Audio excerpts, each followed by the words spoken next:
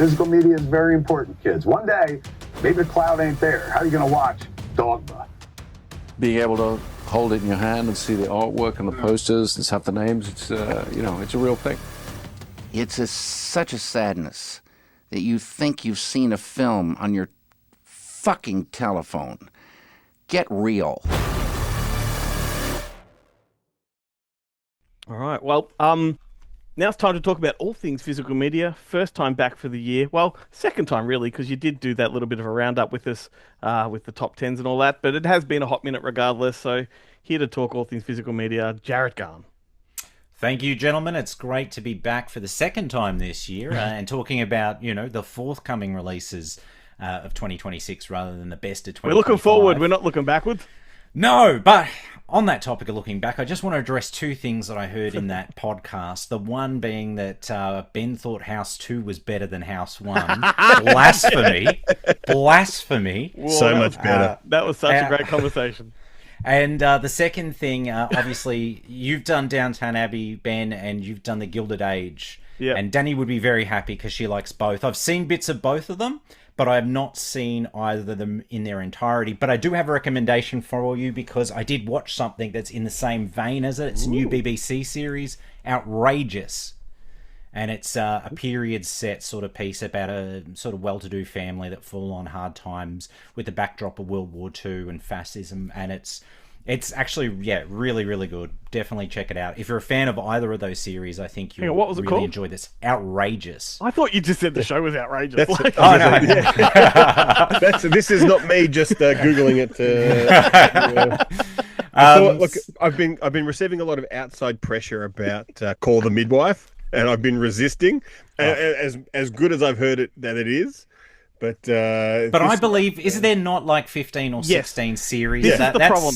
That's a lot of series. I've been so keen on that show, and the only thing stopping me is the duration, the length of it. That is a lot. Well, the good news is... Emerald Fennell is in it. Oh, well, that's... Okay, well, yeah, that's something. But I'm sure she's not in all 16 seasons, Ben. You could just skip to the season. I'm sure it's like Midsummer Murders or that Rex, Inspector Rex series where they just swap out one of the actors. You know who is in all 16 series? Is Jenny Agata. Yeah. Oh my God! Really? Yeah, I knew that. I've watched a few episodes because of that. She's like the head nun, the mother superior. I think. I don't know if it's a hard enough sell for me. Maybe if it was Griffin Dunn, but if it was Jenny Agata 30 years ago. Okay, then in a heartbeat. Yeah. But Outrageous, get on board because it's new, and so you've only got one season. It's only 6 episodes, so you get on board of that. But I did take one of your recommendations because apparently. Ben took Glenn's recommendation, your recommendation, Glenn, though you weren't sure if you actually had recommended it to him. And I started it last night because I thought, well, someone's recommending it. Happy Valley. I watched the first episode, and so I'm already in deep. I definitely did not recommend that because I haven't watched it.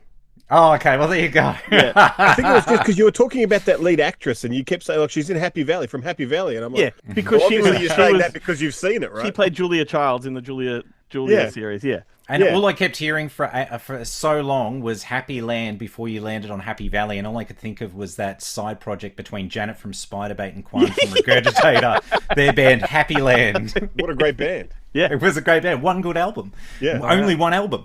Anyway, gentlemen, I didn't want to. Jarret was the creator of Rewind and Digress. I just had to address those points before we moved into the 2026 proceedings. It wasn't even a digression. It started.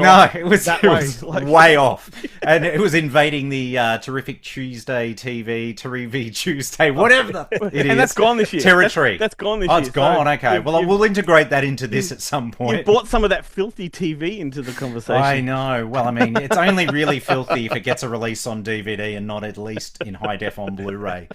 But anyway, gentlemen, I'm going to start with newies, but for 2026, I decided rather than go through not that I always go through every release that's coming out for the month, but I thought I'd cherry pick it further and just the ones that I feel that we would all really be interested in, as opposed to me talking about Five Nights at Freddy's Part 2, which I have zero interest in ever watching.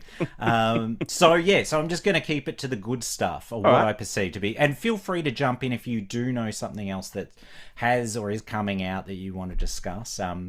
I probably have deliberately. You just know. go with it, mate. You just go with it. Okay. Well, the first one I want to talk about is If I Had Legs, I'd Kick You, which is coming out on Blu-ray and DVD locally. This was a true surprise, a revelation for me when I watched it last year, because I didn't anticipate to enjoy it so much. I didn't realise Conan O'Brien was in it. Yeah, in the serious role. And fantastic in it. And I mean, Rose Byrne was phenomenal. This was just left of field for me. I really enjoyed this movie, and I really hope that she's got an Oscar chance, because she definitely deserves it. She just lost the BAFTA to Jessie Buckley.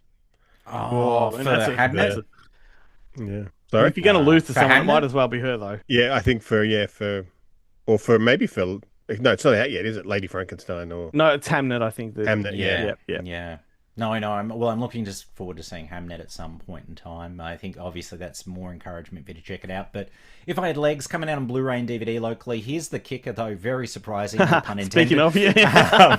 But it actually has a Dolby Atmos track on the Blu-ray, which to me sounds wild, because this film has an incredible sound design, because you're just falling through delirium with her. So an Atmos track on this would be terrific. It's got an audio commentary and it's got a featurette on there, so it's actually a pretty good release. Of course, I would have liked a 4K, but I'll settle for a Blu-ray in this instance, given that it's got Atmos. Moving on to... actually, did you guys see that movie? No, I haven't caught it yet. No. Okay, it was the opening night at MIF, I think. MIF, yeah, absolutely. Yeah. And 2 enthusiastic thumbs up. It keeps up the MIF tradition of playing something that's kind of somewhat depressing.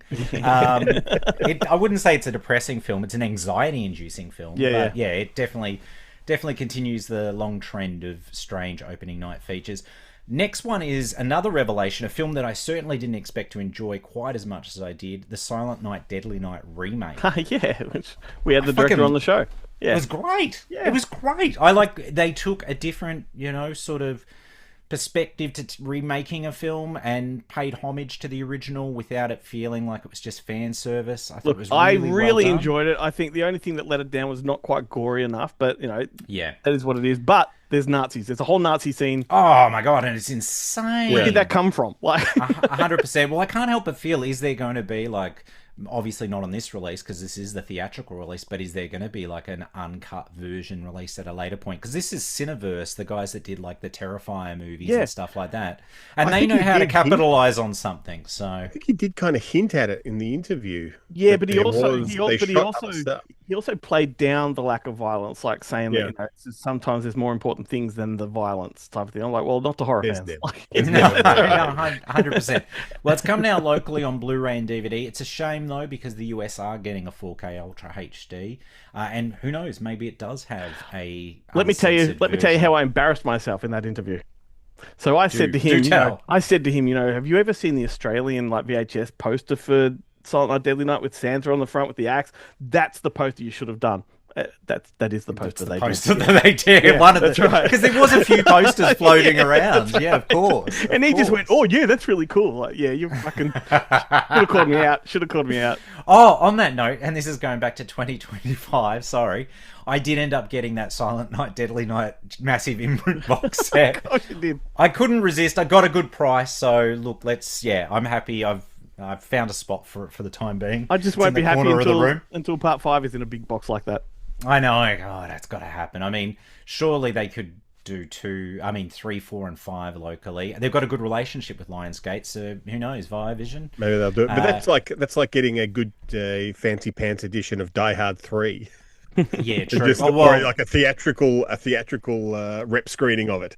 I like that you went with Die Hard 3, Die Hard with a Vengeance, and not Die Hard 4.0, Live Free or Die Hard. Is that what that one was called? Well, that's a fantastic movie. Or actually, no, the 5th installment, the one that we don't even talk about, the one that had the Aussie in it. God, that was...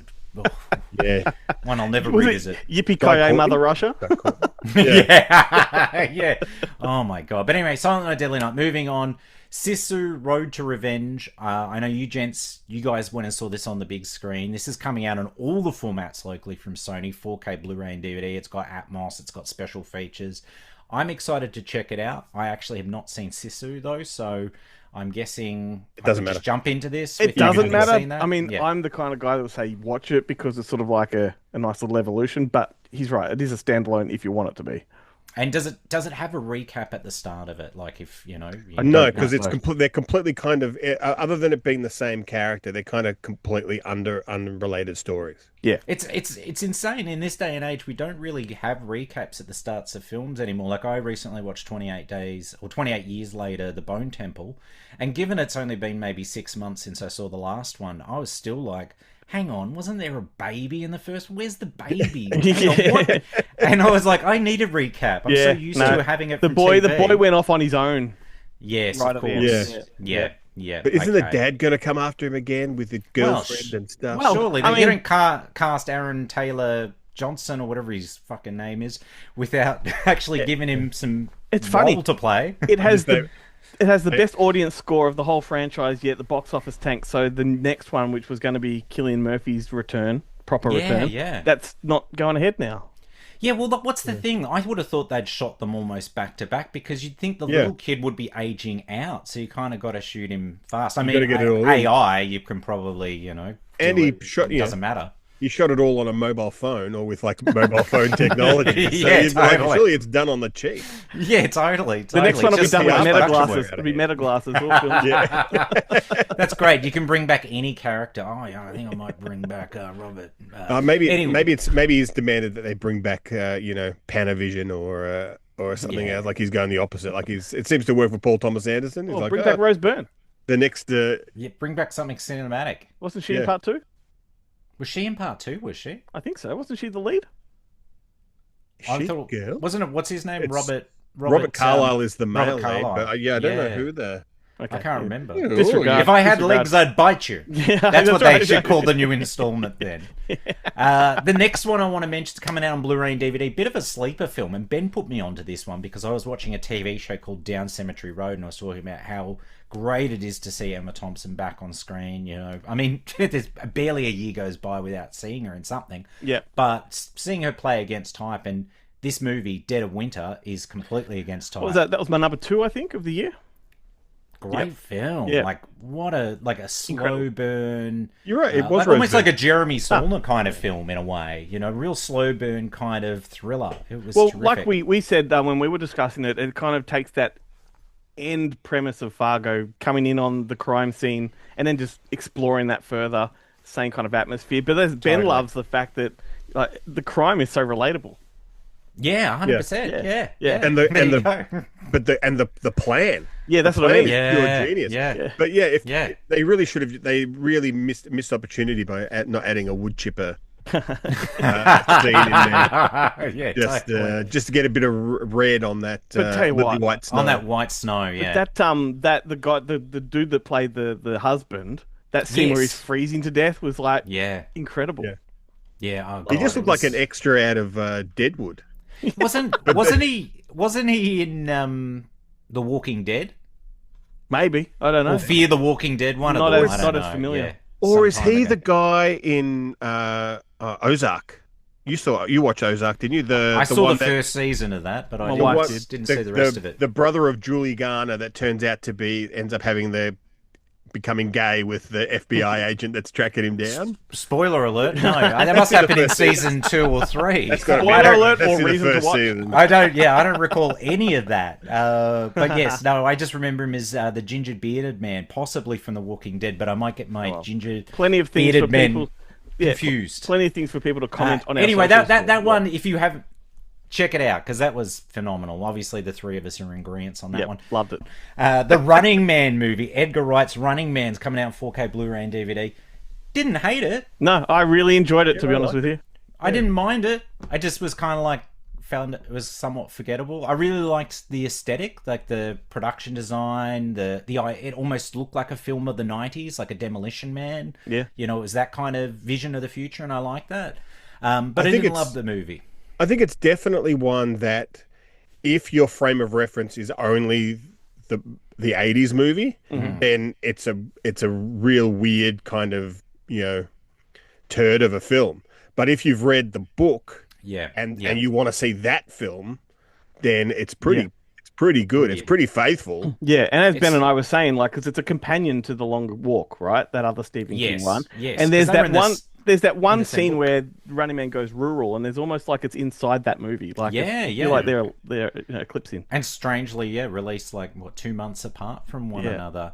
I guess my only main gripe with it was Glenn Powell did a good job, but I just didn't buy him in the role. I don't know. He's too good looking for it. Yeah, and Like too chiseled, and like, how's he getting all this time to work out when he's not working, getting fired, and he's got the sick kid, and he's doing this, and yet he's all like buff as fuck. Buff, yeah. He should look like Michael Cera. Michael Cera would have been better cast in that role in this movie. Well, who's the guy? Who's the guy that plays? What was it? Weiss? Yeah.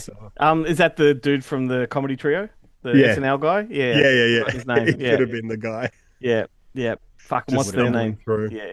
Yeah. But look, in terms of the physical release, it's astonishing. This is like one of the few new films that is getting like the full, treatment when it comes to physical media. It's got commentary feature, it's galore, it's got a lot of stuff, and it's obviously got Atmos on it as well.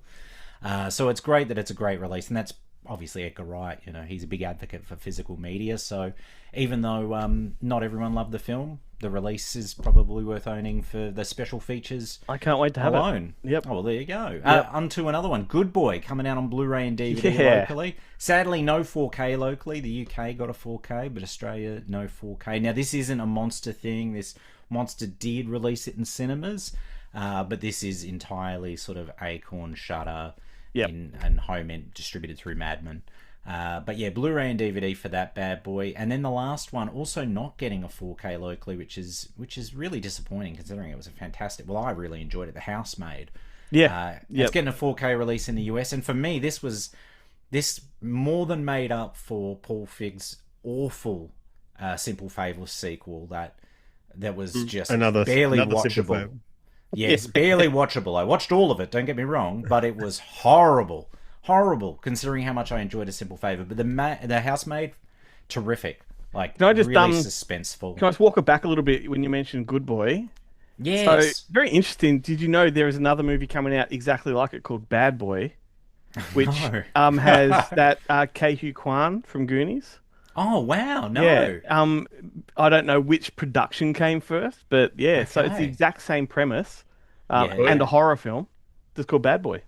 Okay, I'm curious. Yeah, I reckon that guy's really squandering his second chance. Yeah, I do. Yeah, I think so too.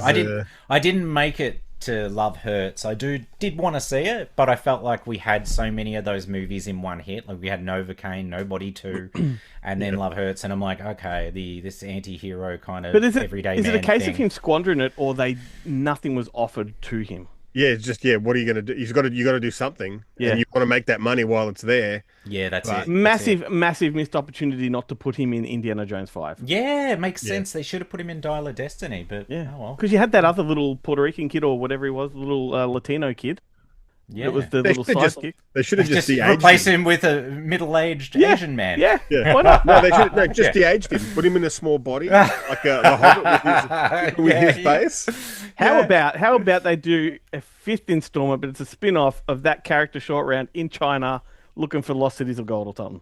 That would be phenomenal. Great. I think, and that you could do it as a Disney Plus movie, and that would be fine. Because there is no reason why that character could not have followed in Indy's footsteps. Yeah, 100%. 100%. It's an IP that they are not exploiting. Like, why aren't they doing spin-off Indiana Jones movies with those side characters and stuff? They've been doing it with Star Wars. Why? Like, you'd think that would be the blueprint, but And Star Wars would cost 1,000 times more than Indiana Jones. I mean, you could do, the Adventures of Marion Ravenwood. You could pick up the Young Indiana Adventures. Well, I was just thinking, I know an actor who's in New Orleans at the moment, and he could benefit from a spin-off movie. Shia LaBeouf. Adventures of... No, they killed him. Muttley. They killed him off. In Louisiana. Oh, did they? Yeah, number 5, they wrote him out as he died in war. Oh, okay, fair enough. Oh, well, hang on, Bo. If we're going by the Star Wars chronology, we could slip a side story in that exists between said movies. But anyway, moving on. They're all the newies. Yeah. So the oldies, get excited for the oldies because there's a ton of titles coming out this month. So much that I did cull it down because there were some things I was excited for, but these are the ones I'm really excited I wish I'd known that. I wouldn't have talked so much. Oh, no, God. The first one, though, Glenn, is definitely your bag. No Escape, a.k.a. Escape from Absalom. Absolutely. Umbrella revisiting this. They put out a Blu-ray of it a few years back. Now they're doing a 4K Ultra HD Brilliant. of it. Great movie. Definitely one that I'll be upgrading. I'm not upgrading everything these days because I'm even if it does have David Argue in it. Yes, well, maybe. Oh, well, that'd be interesting. They I could think have he's done in a it. nice I little think he's in it. tribute. Yeah. Would make sense. Yeah, would Well, but I know he was in Fortress. Maybe that was what I'm confusing it from. Ah, no, I think you're right. Yeah, absolutely. Right. Maybe he's not. But anyway, needless to say, I've still got my Umbrella Blu-ray sealed on the shelf, so maybe I shouldn't upgrade to the 4K just yet. I might wait it out a little longer. Another one from Umbrella that they're releasing, making a 4K debut locally. 1978 film that was a staple of video store rentals in the 1980s. I spit on Paul Newman's HUD. Were you going to say? Yeah, no, I was going to say I spit on your grave. The controversial rape revenge classic. Double What I pack don't with the understand sequel. is the Yeah, box set Deja of this Vu. is called Day of the Woman.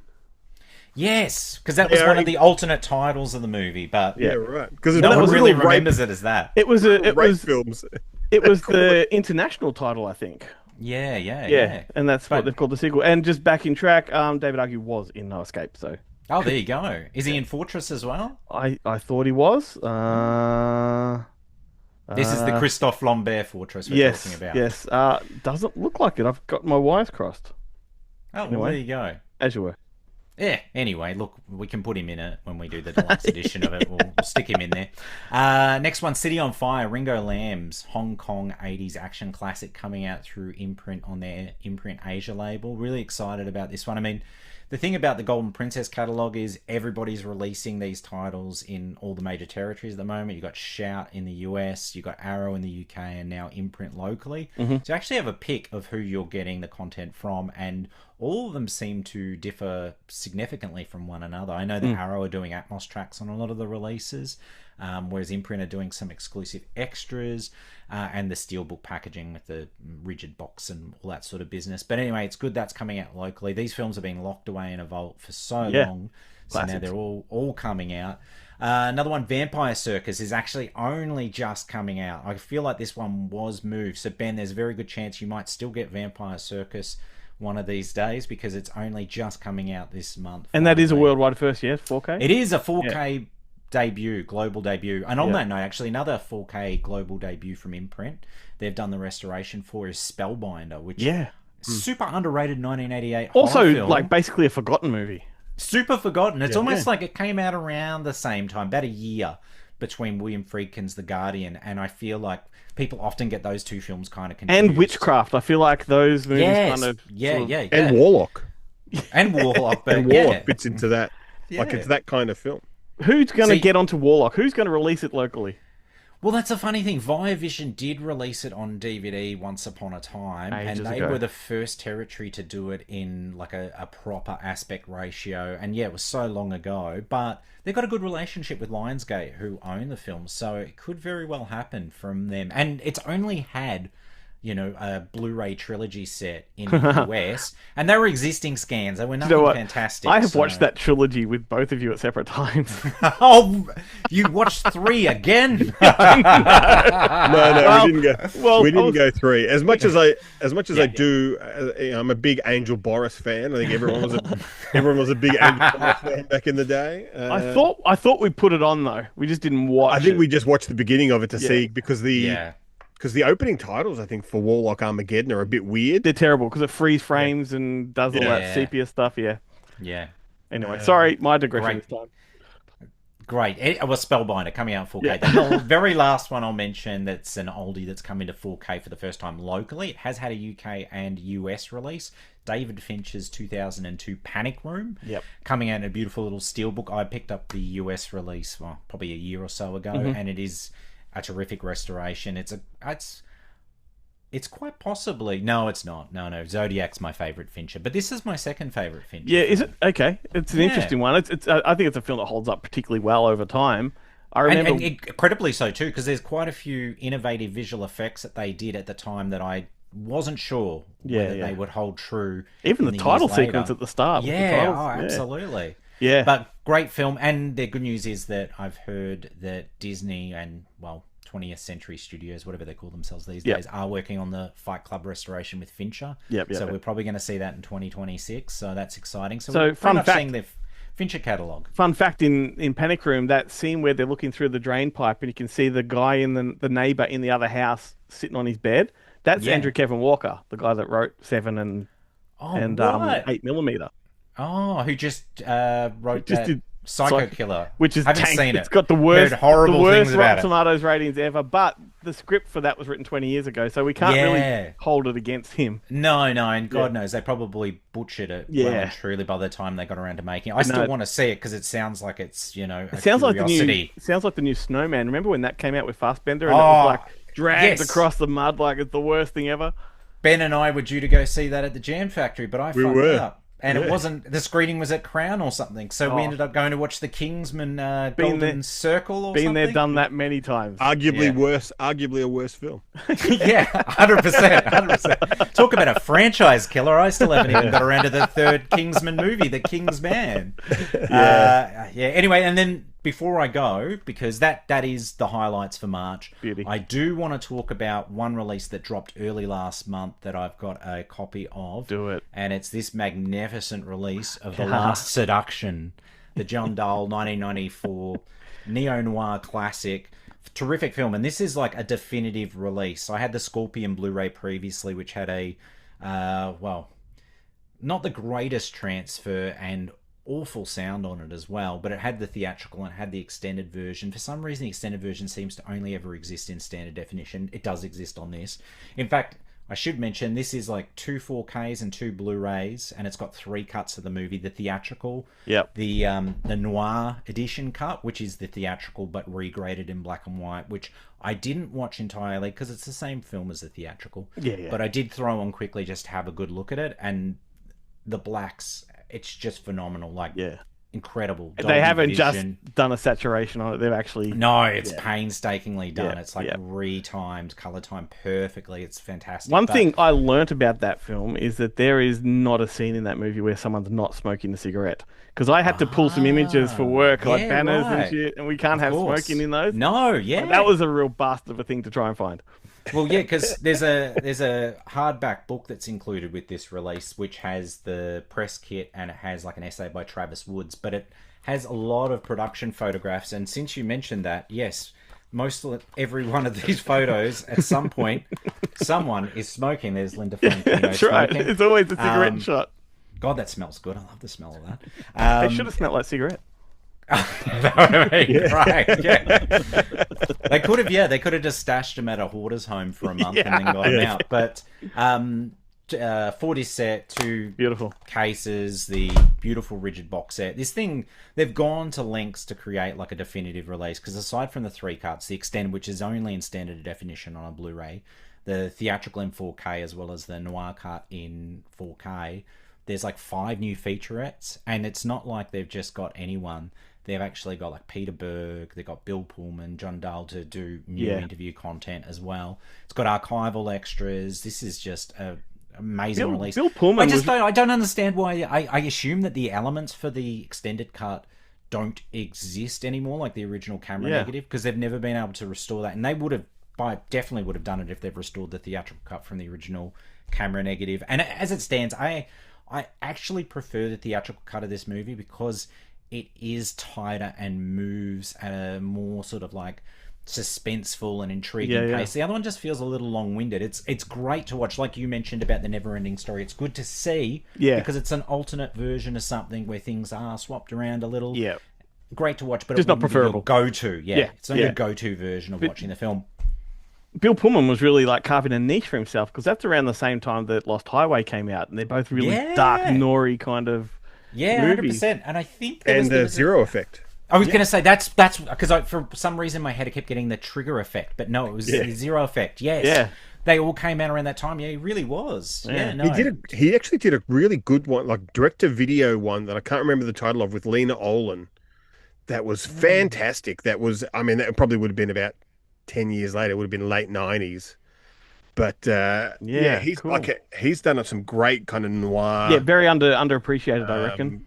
work. And built up. versatile, like terrific. from that to Spaceballs to Independence Day, like he's Sinners, Yeah. like he's great. Oh, yeah, he's such a gifted actor. The only thing I will mention, fantastic edition, perfect definitive release, is, and I'm surprised neither of you have mentioned this yet, it does not include the direct-to-video sequel, The Last Seduction 2. I've never which, seen it.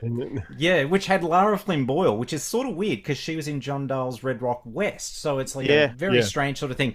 No, The Last Seduction 2, I still have a copy on VHS. It's not great, but I've kept it because it's like, I don't know if this thing's going to exist in any other format. I don't think there's such a thing as not great when it comes to those movies. Like, I know, because they've got their own sort of That's right, personality like, and life, yeah. and it's I know, a wonder they exist, and because they exist, they deserve to be honoured and preserved.